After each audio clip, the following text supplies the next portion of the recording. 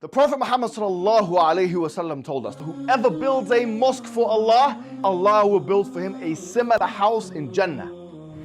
And we know the great reward that will not only be gained, but rather will fill your grave after your death. Whenever someone prays there, whenever someone gives shahada in the masjid, whenever someone learns something in the masjid, yes, that will be something that you'll have on your scale.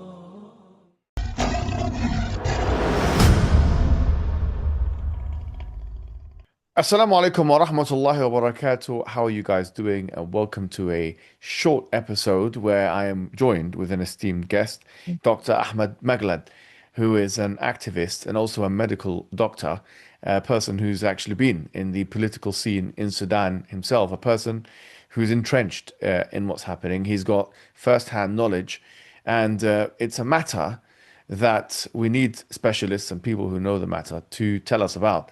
So thanks for joining me, Dr. Maglad, on this very important episode. I want to ask you first and foremost to introduce what is going on for the layman. What exactly is this war in Sudan, and when did it start? Why did it happen? And then go into specific details as to what's happening now. There is no civilian war for sure in Sudan. This is the most myth available about Sudan that people sort of talk about. There is an invasion in Sudan. Sudan is currently being invaded by a UAE-led coalition made of multiple countries. Some are even European countries that are involved in the catastrophe, the worst and the most dreadful humanitarian crisis in the world. It's something that come upon us because of a lot of things: our wealth, our position on the Red Sea, and because of the period that happened after the fall of the Omar al-Bashir regime. We found ourselves losing control in our own government, on our own country, and multi-billion-dollar businesses coming to get involved with countries to take over our country, pretty much replace our own people with those who we never seen. They're fighting us, people that we don't know, people coming across our borders from other countries, literally 7 different countries coming with a lot of money that is paid from overseas countries. It's an invasion. So are you talking about the RSF here? Is this the Hamidi's forces that you're referring to? Yeah, if you go back and look into all the data, at least 60 to 65% of the RSF militia is actually non-Sudanese. They come from 7 different African countries. Absolutely. You'll find this in the Wall Street Journal. Where do they come from? Nigeria, the Chad, Central Africa. We go all to South Sudan. This is the neighboring countries, and then you go all the way to Colombia, recruited right from Dubai, Habibi, Dubai, the wealthy city that comes in this small wealthy country that produces a lot of arms that kills us nowadays. Hamidi's forces, what's being said is that they're committing a genocide now, in fact. And they're committing it against the non-Arab population. To what extent is this correct? That is 50% correct. They're not only targeting non-Africans or non-Arab, sorry, the Africans that are non-Arab. They're also targeting Arab tribes that are not,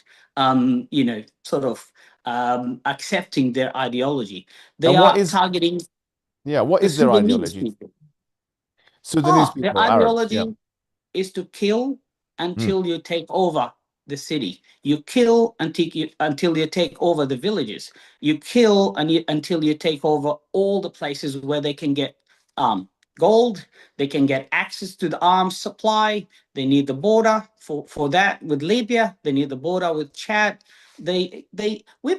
We've been under this. I'm thanking the world for waking up and remembering Sudan over the last week, but this has been happening since the 15th of April 2023. Khartoum city It's not about non-Africans only. I know the people is talking only about Al-Fashir. Khartoum city is a city of a population of more than 10 million. Currently, there's only less than 2 million, just short of 2 million people. 10 million has fled that place because it's not livable anymore. Khartoum is the capital of this country. It is not livable anymore. They targeted water supply, they targeted electricity sources, they targeted hospitals. Literally, we have lost pretty much 95% of our hospitals in all the places where the RSF present. They Yeah. targeted everywhere where humans can live. Okay. I mean, this is a very tragic thing. And as you mentioned, I think that we have been muqassirun, we have been really not doing our job in terms of highlighting the plight of the Sudanese people and the humanitarian aspect of things. Obviously, because of the news, I guess, in Gaza, which is also very horrific and tragic news. I want you to explain what's new going on now in Al Fasher. You've mentioned that you alluded to it. We heard some months ago that the RSF was pushed out of those regions, and that we thought that there's going to be some kind of resolution from that perspective. Now they're building their way back up, and they Exactly. are taking a land again. So, what new developments have happened recently, and why have they happened? The Sudanese army is well supported by the vast majority of the Sudanese people. I can tell you 99% of the Really? Sudanese people are supporting the Sudanese army. The Sudanese army were that far from defeating this militia.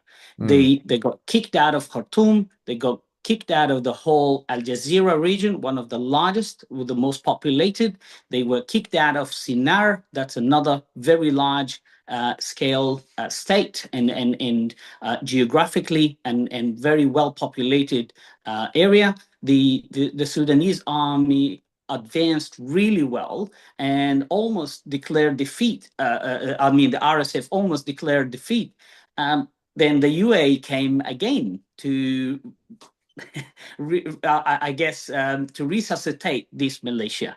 And all of a sudden, this militia got countries' sort of arms and not militias' arms. The missiles, the drones, the smart drones that goes thousands of kilometers, and then they started hitting all over Sudan, starting from Port Sudan, where the government currently operates. They targeted airports, they targeted hospitals, all the way to the northern part of Sudan, eastern part of Sudan, central part of Sudan. This is not a militia's ability or capability. It got a lot of support. We all of a sudden found Colombian mercenaries available in Sudan, and How even you the mentioned the Colombian Colombians? president. How many Colombians are there? Like, and where did they come from, and how did they get there? The Guardian report says that about 380 trainees Mm, available there to train on the use of drones, to train on the use of smart, technologies that can be used during the war, and also they were available on site in Libyan border to train. They were found, and a lot of videos appeared on their presence in inside Al Fasher city, where this catastrophe unfolding, and around Al Fasher in Niala. There are about 80 of them that has been killed, and their bodies were in Sudan. really? Yesterday, there was an interview with the Colombian president, and he admitted that they are getting recruited from Dubai and Miami. Hmm.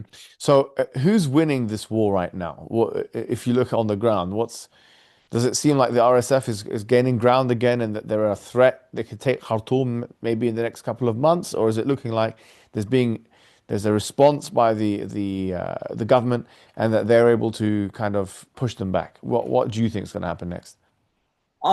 The army has already made it to almost a complete end of this war by defeating this militia. But what we've seen over the last I would say 3 months is that the scale of arming this militia, the scale of support of like foreigners, mercenaries that are crossing our border is unprecedented. If you look into the amount of flights that are landing within the army, the RSF controlled areas, Niala Airport, there are at least 2 to 3 every day that carry a lot of arms cargo. And if you look into the bordering Libyan army bases and airports and Chadian ones and South Sudanese ones, we see at least an average of 4 to 7 planes every day that full of arms. This has been happening daily for the last 3 to 4 months, coming right from within the UAE. So when you look at this, they're not arming a small militia. They're building a huge military to not invade only Sudan. They're looking beyond Sudan. And I'm here talking about literally by the word Egypt. The next in target, if you look into the map,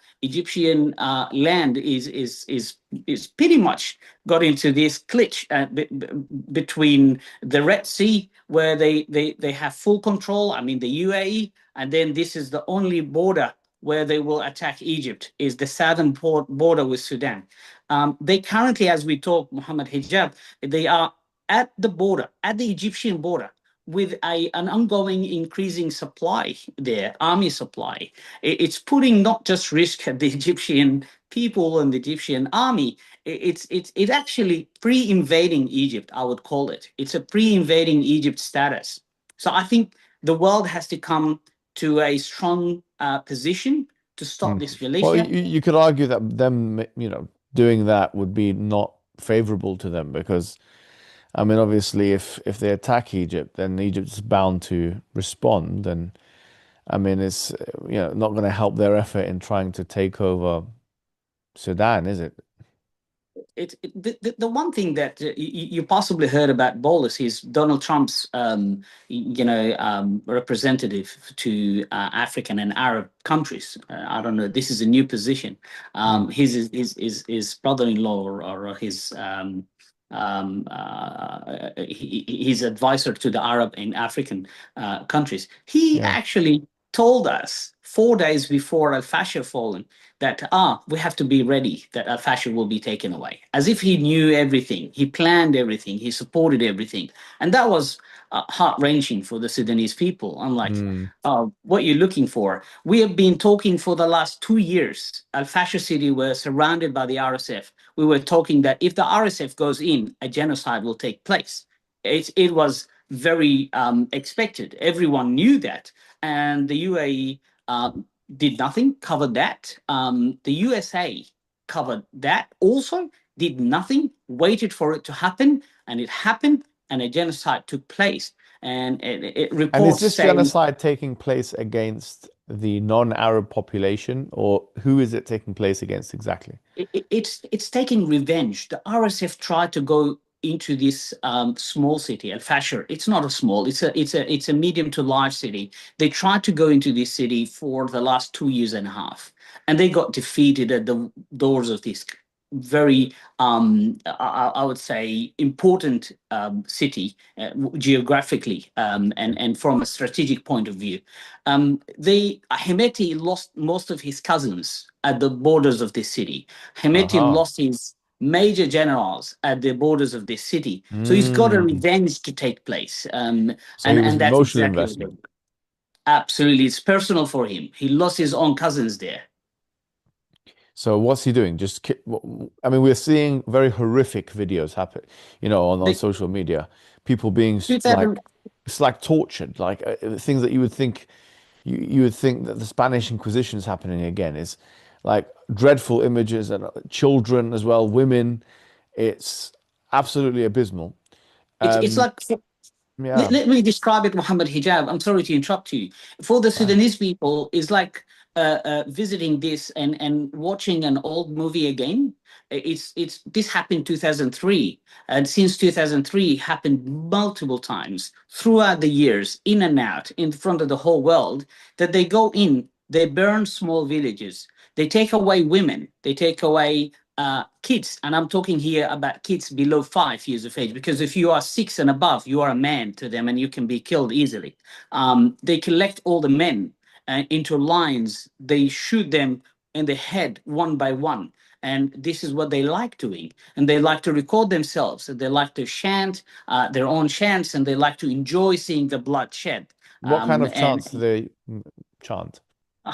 the problem is, they use sometimes Allahu Akbar, and you would think they are Muslimin, and they absolutely has nothing to do with that. They have their own chants where they declare defeat of the Sudanese country, the 1965, as they call it, where Sudan took its own independence.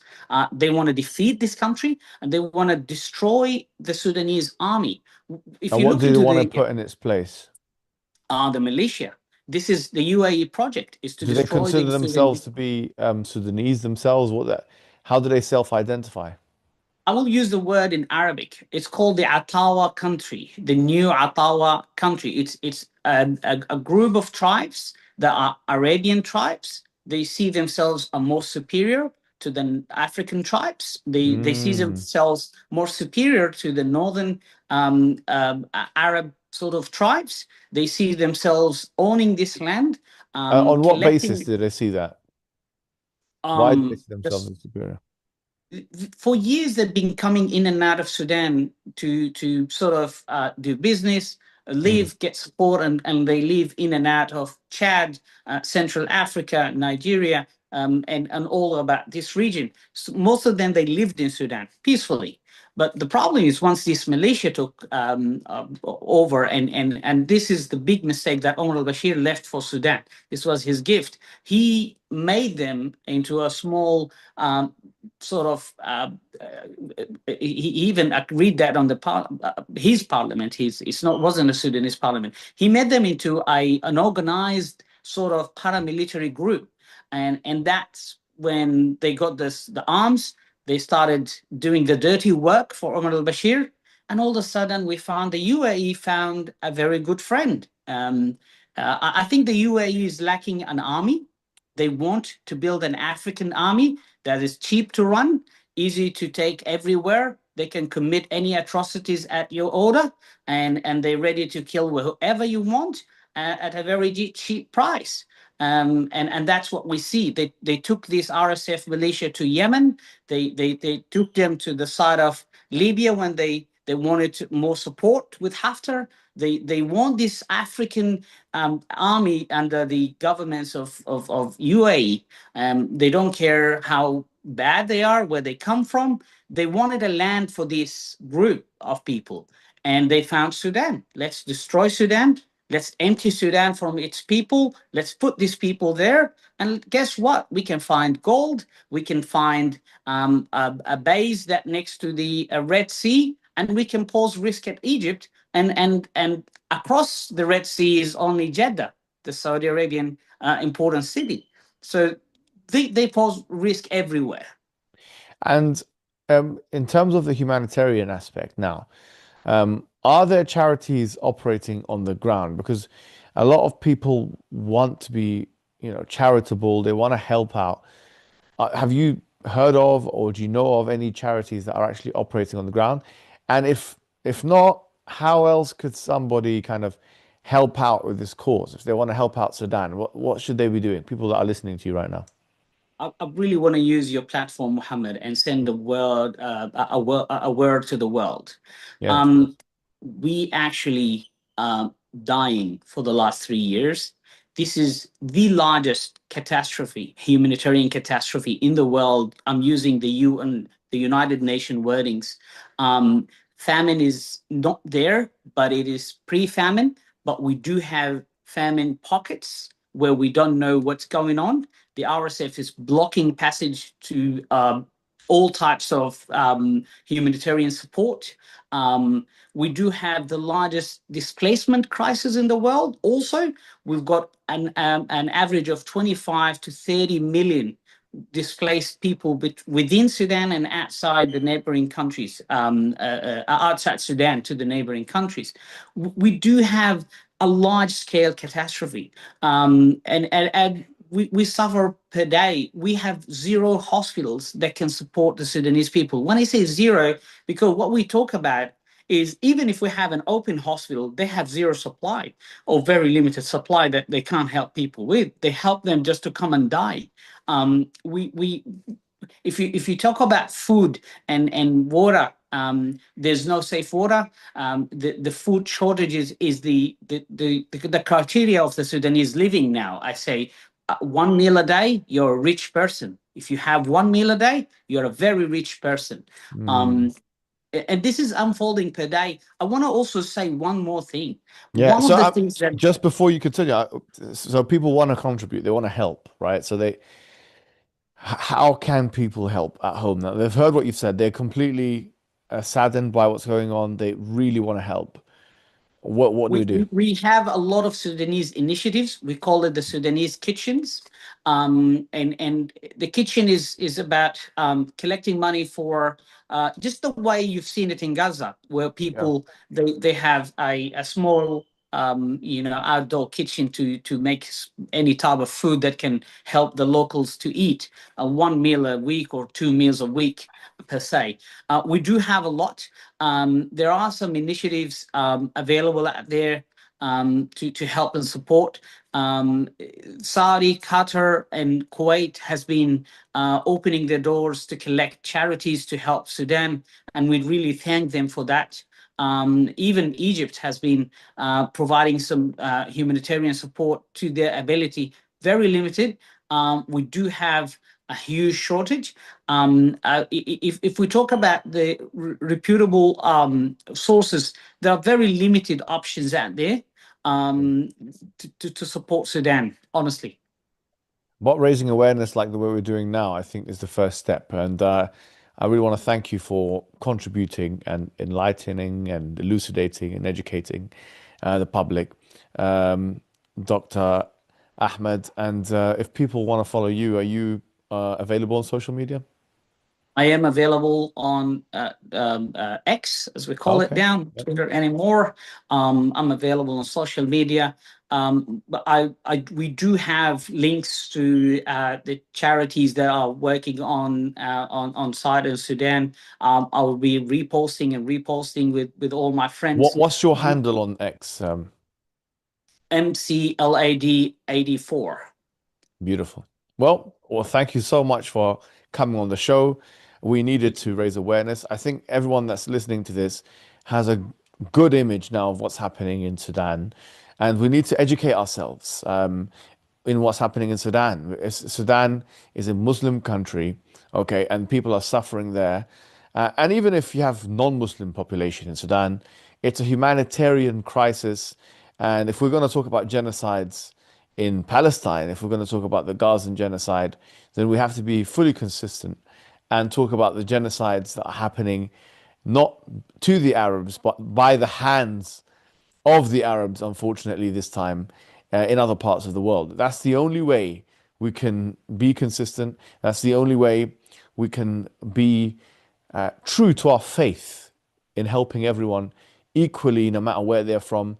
As the Prophet said, Sallallahu Alaihi Wasallam, Al Muslim lil Muslim, Kal Jasad al Wahid. That the Muslim to the Muslim is like one body, or Kal Bunyan Yashuddu Ba'dahu Ba'da. He's like a wall and they all come together. This is the first step. We hope to do more initiatives where we speak to different people with different perspectives of what's happening in Sudan, people on the ground, people like Dr. Ahmed, who's been fantastic today as well in explaining what's going on. وجزاكم الله خيرا والسلام عليكم ورحمة الله. Hey, you! Are you wasting your time on social media again? Your brothers and sisters in Islam Net from Norway are establishing a masjid, a dawah center. Establishing a masjid to convey the message of Islam is one of the best deeds a Muslim can do. There's a huge need for it in Norway. You know this and I know this. So that makes the reward even greater. So give generously and Allah Azza wa Jal will give you even more.